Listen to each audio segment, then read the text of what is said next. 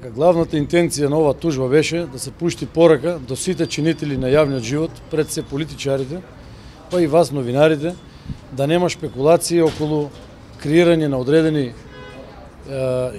одредени политики со цел да се оцрнат луѓе со кои што се нанесува ненаdomестива штета. Од тие причини се поднесува оваа тужба да се пушти една порака, ова веќе мора да се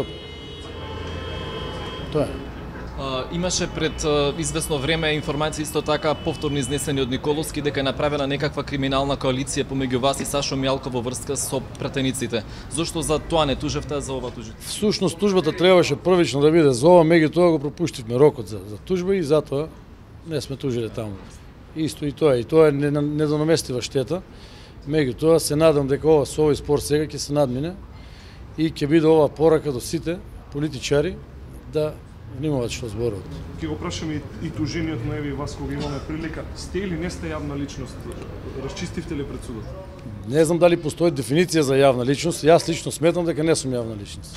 Ако е ваша перцепција дека сум, еве прифаќам да сум, но тоа не му дава за право никому да фрла разни сценарија да прави, да креира лажни вести и така. Благодариме. Благодарам. Имаше информација дека сте се сретнале со дел од екс-функционери на ВМРО-ДПМН во хотел Сириус. Зашто поточно разговара? Не е точно дека сме се сретнали со... Како мислите, екс-функционери?